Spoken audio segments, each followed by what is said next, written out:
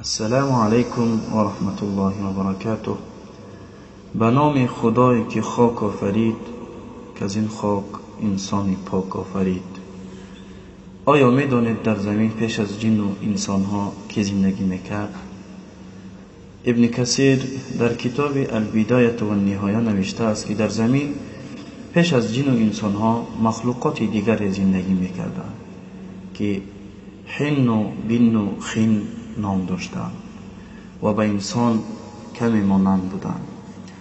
در زمین زندگی کردند و بسیار خونریزی ها و فساد کردند تا اینکه الله متعال جن را فرستاد تا اینکه زمین را از شر و از ظلم و از فساد آنها صاف کنند.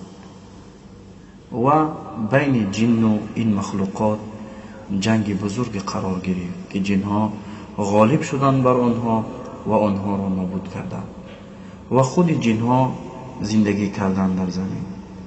جنها با اطاعت بودند تا زمانی که آنها هم گمراه شدند، یعنی اکثریت این جنها هم گمراه شدند و فسق و فساد و گناهکاری کردند.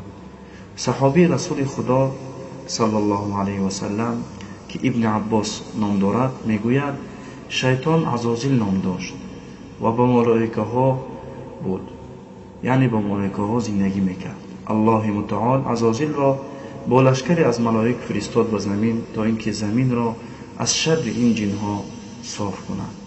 همین طور به زمین آمدند و جنها را، یعنی جنهای گناهکار را نابود کردند و کمی دیگر جنها به سوی کوهها و لب دره ها فرار کردند و تا به حال جایشان همانجاست. و الله متعال مخلوق دیگری را به زمین میخواست بفرستد که آدم است. الله میفرماید اعوذ بالله من الشیطان الرجیم بسم الله الرحمن الرحیم و اذ قال ربك للملائكة إني جاعل في الأرض خليفة قالوا أتجعل فيها من يفسد فيها ويسفك الدماء ونحن نسبح بحمدك ونقدس لك قال إني أعلم ما لا تعلمون. و به یاد بیاور هنگامی که پروردگارت به فرشتگان گفت من در زمین جانشینی قرار خواهم داد. گفتم آیا کسی را در آن قرار میدهی که در آن فساد و خونریزی کند؟ ما تسبیح و حمد تو را به جا می آوریم و تو را تقدیس میکنیم. پروردگار فرمود یقینا من میدانم آنچه را که شما نمیدانید. بعضی عالم ها میگویند این دلیل آنی است که پیش از این انس و جن مخلوقات دیگری بودند که خونریزی میکردند. برای همین است که ملائکه ها به الله گفتند تو آدمی را میفرستی، یعنی که تو مخلوق دیگری را خلق میکنی که خونریزی و گناه میکنند.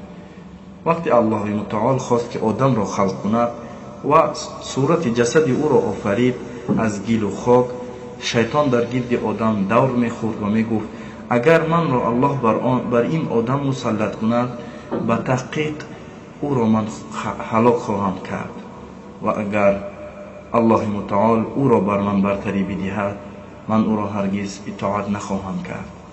وقتی الله متعال آدم را روح داد و امر به سجده کرد، همه سجده کردند جز این شیطان و همین طور شیطان از جنت رانده شد. این بود در مورد این مخلوقاتی که پیش از انس و جن در زمین زندگی میکردند. برای معلومات بیشتر کتاب البدایه و النهایه را مطالعه کنید که بیشتر و خوبتر معلومات شما به اضافه شود. و السلام علیکم و رحمت الله و برکاته.